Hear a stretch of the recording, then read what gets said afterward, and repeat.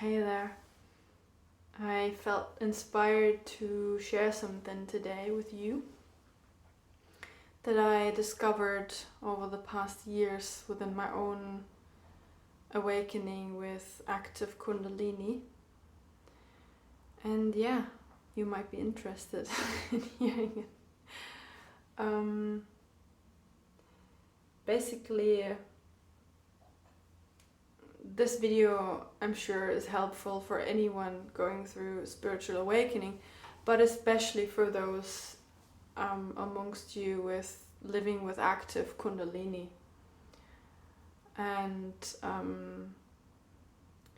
without it being, or I don't want to make it too conceptual, because I want to distance myself from spiritual concepts as much as possible, but I feel sometimes it's helpful to have a bit of an idea what's going on within your system when you live with this powerful force of Shakti in your body.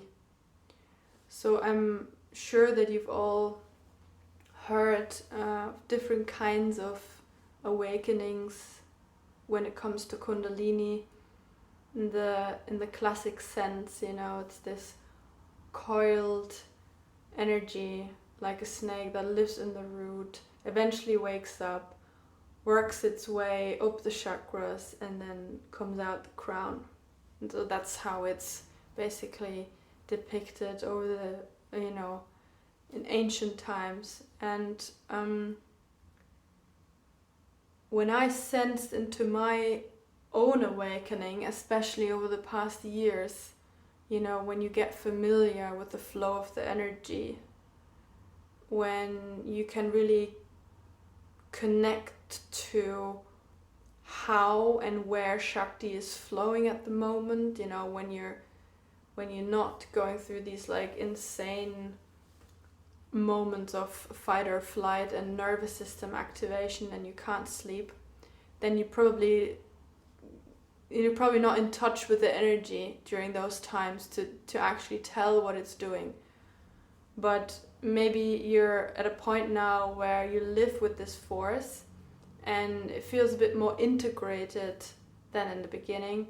Then you start to notice actually, oh yeah, it's working in this specific chakra area right now, or it's like it feels kind of stuck here or there, or it's flowing this way. And what I notice and find a very important realization actually, and this is about top-down awakenings, that when I sense into the flow of Shakti within me, that there's actually a downward flow. There's something that it actually wants to ground itself into the earth. That's just the case for me, Maybe you've clicked on this video because you were looking for like top-down awakenings. But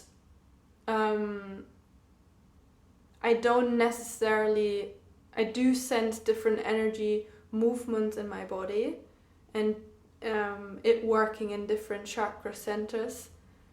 But when I just like deeply feel into it and just let it really flow and go, it actually wants to go down into the earth. And then I came to realize that that makes sense, because when my Kundalini awakening started in 2016, the most intense sensations and symptoms that I had, and the areas where the most noticeable changes happened, or the energy was like most prevalent, were actually the upper chakras. So my awakening happened with the upper chakras blown open at first. So I started with having, these like insane third eye changes, where you like see energy fields and stuff all the time. You have like these downloads. you have the brain fog, you can't think straight, you think you're going crazy. And that was very much dominant for me in the first years. And only during, I would say, the last couple of years, I noticed more and more changeable sensations, and like Shakti really working in the lower chakras. Like these past 1 or 2 years for me, it was mostly just like insane root, sacral and solar plexus opening, especially root. I have a very, very blocked root chakra. So I assume, and I pretty much know, that what I experience is actually a top-down awakening with Kundalini. And those are described in ancient traditions also, and by teachers who work with Kundalini students. This phenomenon is actually known about without it being too conceptual. So you might find yourself in that when you hear these words now, that when this powerful divine force of Shakti first woke up in you, that it were actually your upper chakras that were affected the most. And then later on throughout the years, when maybe the insane dissociation settled down a little bit and you were able to use your mind again, you started how it's actually working more in the lower, more embodied chakras. So that's something I felt was worth sharing, how I came to know that my awakening is actually top down. And the advice, or that what I feel comes with that as a consequence, I'm sure for everyone in an awakening path, what I'm about to describe is the case, but especially for you top-down folks out there. When you have like very, very open upper chakras, and you would consider those actually to be your strongest ones. Like I've had an energy reading with my partner recently. He's like an intuitive, and he can like basically sense what is your most open chakra and your and he said that my most open chakra is actually the crown and the heart. And that makes sense because of my affinity to the higher realms. So you might find yourself in a place where you're this person. It feels like you're almost more familiar with the unmanifest and the unseen realms, higher dimensions, as they were called. You're that person. It's like very natural for you to just like have this very, very strong connection to the divine, to the cosmos, to the oneness. You might not be scared by encountering entities in the astral. You see energies. You might even work with energies. You might even work as an energy healer, etc. So you have this natural affinity to these unmanifest, unseen realms, and you're also not scared of them. You're not scared of ET encounters and stuff like that. But then when it comes to, let's say, what we would call the earth realm, the three-dimensional realm we live in, that really, really scares you, and you can be really, really frightened of that. I can say that's the case with me. Any earth challenge frightens me more than anything to do with entities or energies or whatever it is, ETs. So if that's you, doesn't necessarily mean that you experience a top-down awakening, but it might mean that your upper chakras are probably more open than your lower chakras. Or, you're the person who's just who really, really struggles on earth because everything seems so seems so dense to you.